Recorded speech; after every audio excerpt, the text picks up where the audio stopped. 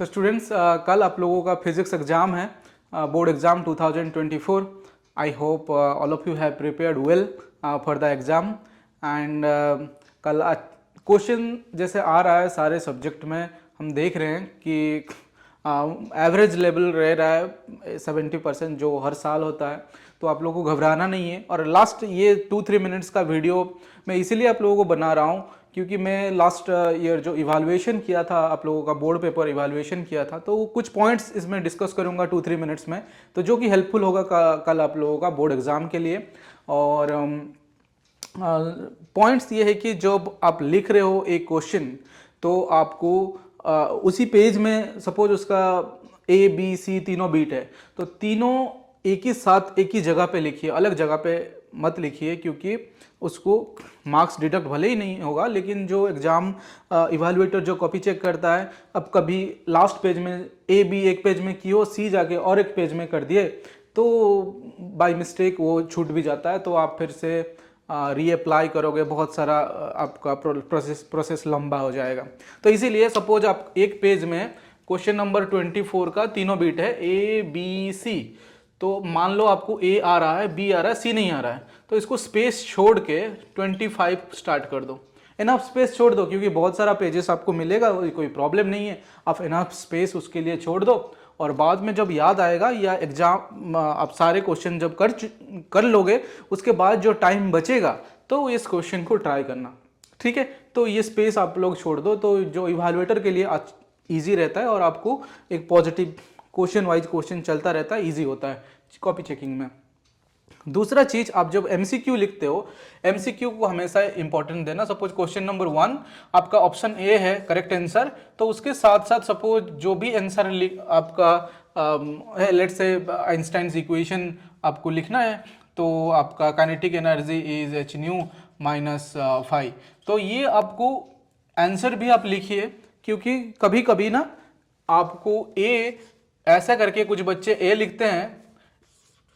ऐसे करके ए लिखते हैं तो डी जैसा दिखाई देता है, तो एग्जामिनर कंफ्यूज हो जाता है और क्विक चेक करने के चक्कर में आप ए लिखे होंगे, ये क्रॉस करके मार्क्स कट जाता है, ठीक है। तो ये चीज आप ध्यान दीजिएगा, ए के साथ साथ आंसर भी लिख दीजिए जो ऑप्शन सही है।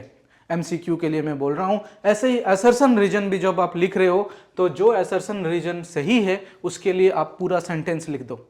तो ये कितना हार्डली 30 सेकंड 20 सेकंड आपके लिए लगेगा, लेकिन ये आपको एक अच्छा मतलब आप जब लिख रहे हो तो एक इवैल्यूएटर के लिए आपको एक इंप्रेशन क्रिएट करेगा स्टार्टिंग से। तीसरा चीज जो मैं आपको बोलूंगा कि आप कैसे लिखोगे, कि आपको 4-5 मार्क ये पॉइंट को ध्यान दोगे तो गारंटी है कि कल आप अच्छा मतलब एग्जाम में जितना रखना था उससे 4-5 मार्क आप ज़्यादा रख पाओगे। क्योंकि हमें जो इन्फॉर्मेशन दिया जाता है सीबीएसई की तरफ से, तो ये बताया जाता है कि कोई बच्चा मतलब पूरा ठीक नहीं किया एक क्वेश्चन, सपोज पार्शियली कुछ हद तक ठीक किया है, या फॉर्मूला ठीक किया है, या डायग्राम ठीक किया है, तो आपको पार्शियल मार्क मिलेगा। तो इसीलिए ये पॉइंट को काफी ध्यान से देखो कि सपोज आप ए बी कर दिए, सी का सपोज आप कंपाउंड माइक्रोस्कोप मान लो कर रहे हो और आपको डायग्राम आता है, उसका मैग्निफिकेशन नहीं आता है, तो डायग्राम बना दो, जितना दूर आता है उतना कर दो, ठीक है, जितना दूर आता है उतना कर दो, क्योंकि ये डायग्राम के लिए भी आपको मार्क्स है। सपोज आप एक न्यूमेरिकल मान लो ट्रांसफार्मर का न्यूमेरिकल कर रहे हो और ट्रांसफार्मर का आपका न्यूमेरिकल कंप्लीट सॉल्व नहीं कर पा रहे हो, या आप पता नहीं है कि नेक्स्ट स्टेप क्या, लेकिन आपको फॉर्मूला पता है, तो आप फॉर्मूला लिख दो, आप ट्रांसफार्मर का फॉर्मूला लिख के छोड़ दो, या वैल्यू जो जितना भी आपको पता चल रहा है कि नंबर ऑफ टर्न्स, तो number of turns NS primary की सेकेंडरी के लिए आप डाल दो। तो नंबर ऑफ टर्न्स आप समझ पा रहे हो क्वेश्चन से, तो ये वैल्यू डाल दो, बाकी जो वैल्यू पता नहीं चल रहा है उसको छोड़ दो, लेकिन एटलीस्ट आपको फॉर्मूला याद है तो लिख दो, क्योंकि आप ये फॉर्मूला से भी आपको मार्क्स मिलने वाला है। तो क्वेश्चन आप जितना जल्द से जल्द कर पा रहे हो कर लो, और सारे क्वेश्चन अटेम्प्ट करो, क्वेश्चन छोड़ो मत। जो क्वेश्चन का आधा 1/4 3/4 जितना भी आपको आ रहा है वो सारे क्वेश्चन लिख के आना जरूर। आपको मार्क्स 4-5 मार्क ऐसे करते करते छोड़, एक दो मिलते मिलते 3-4 क्वेश्चन में ऐसे ही आप पूरा छोड़ने वाले थे, लेकिन कुछ लिख के आओगे तो एटलीस्ट आपको 5-7 मार्क एक्स्ट्रा मिल जाएगा। और 7 मार्क्स के लिए 7 मार्क्स के लिए आपको आपका परसेंटेज बढ़ता रहेगा। ठीक है, तो आप ये हो गया आपका कैसे लिखोगे।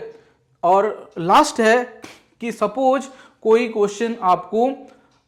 उसका थोड़ा बहुत याद आ रहा है, मतलब वो एग्जैक्ट नहीं याद आ रहा है, किसका स्टेटमेंट याद आ रहा है, या वो सपोज माइक्रोस्कोप के बारे में पूछा है, ठीक है, एडवांटेज डिसएडवांटेज आपको पूरा क्लियरली याद नहीं है, लेकिन आप लिख के आओ वो क्वेश्चन। मेरा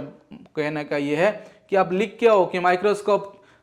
सपोज ये छोटा चीज को बड़ा करने के लिए यूज होता है, और टेलीस्कोप दूर का चीज, भले ही वो क्वेश्चन से पूरा रिलेटेड ना हो, पार्शियली रिलेटेड हो, तो आप लिख के आओ। मान लो क्रिचॉप्स रूल यूज करके एक नेटवर्क सॉल्व कर लिए बोला है, एक नेटवर्क सॉल्व के लिए आपको क्रिचॉप्स रूल यूज करके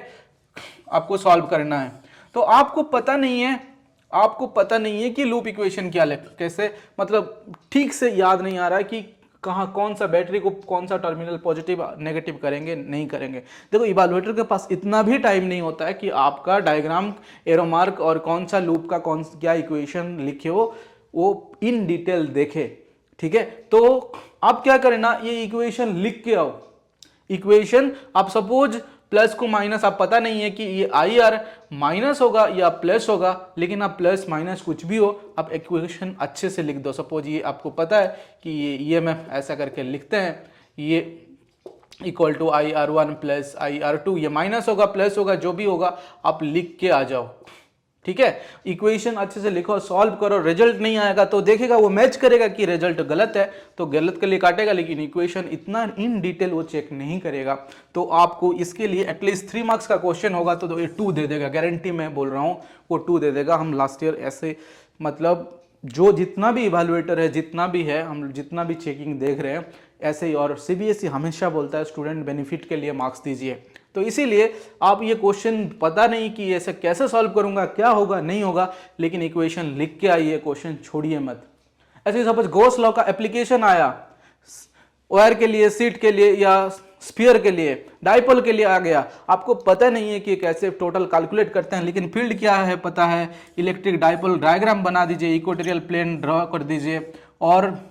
इलेक्ट्रिक फील्ड का इक्वेशन लिख के स्टार्ट कर दीजिए। क्वेश्चन एंड नहीं होगा ठीक है, लेकिन क्वेश्चन स्टार्ट कर दीजिए, तो इसमें एक दो मिलते मिलते 40-50 मार्क पहुंच जाएगा सपोज। और लास्ट में बोलूं, जो क्वेश्चंस आपको पूरा ढंग से आ रहा है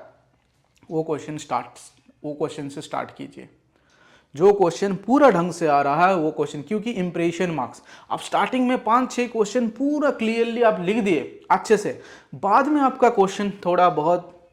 ठीक से आप लिख नहीं पा रहे हो और ऐसे ऐसे करके आधा अधूरा करते गए, तो भी एक जो इवैल्यूएटर है उसको एक पॉजिटिव इंप्रेशन मिल चुका होगा कि स्टार्टिंग में हम, मतलब बच्चा अच्छा कर ही रहा है लेकिन कुछ शायद याद ठीक से नहीं है, और उसको जो पॉजिटिव हो गया होगा वो ठीक लिखा होगा,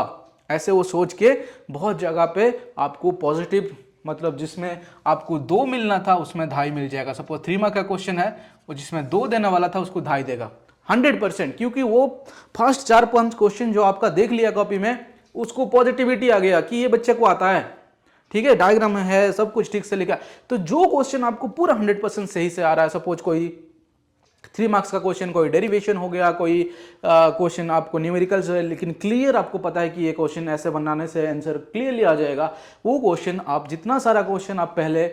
सिस्टमेटिक हो, सीरियली हो ना हो, लेकिन वो क्वेश्चन को आप क्वेश्चन नंबर ढंग से देके, लेफ्ट में क्वेश्चन नंबर दीजिए, प्रॉपरली विजिबल होना चाहिए, क्वेश्चन नंबर देके जो क्वेश्चन आ रहा है अच्छे से बना लीजिए। लास्ट में आप जो क्वेश्चन 3, 4, 5, 6 जितना भी क्वेश्चन आपको ठीक से नहीं आ रहा है उसको आप कुछ ना कुछ अटेम्प्ट करके,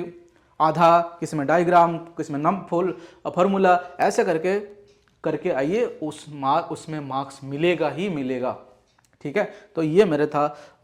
एक्सपीरियंस से मैं बोल रहा हूँ, ऐसे आप फॉलो कीजिए और डरिए मत। लास्ट नाइट है, आज अच्छे से रिवाइज करके अच्छे से 4 एटलीस्ट 4 आवर्स ठीक से सोना है। ठीक है, सुबह उठ के और थोड़ा सा देख लेना है, रिवीजन कर लेना है, फार्मूला देख लेना है और एग्जाम देना है। ठीक है, आई होप सब लोग अच्छे करोगे। मे गॉड ब्लेस यू, मेरा बेस्ट विशेस है सब लोगों को, और आई होप दैट कल अच्छा एग्जाम होगा। Thank you for watching, see you in the next video.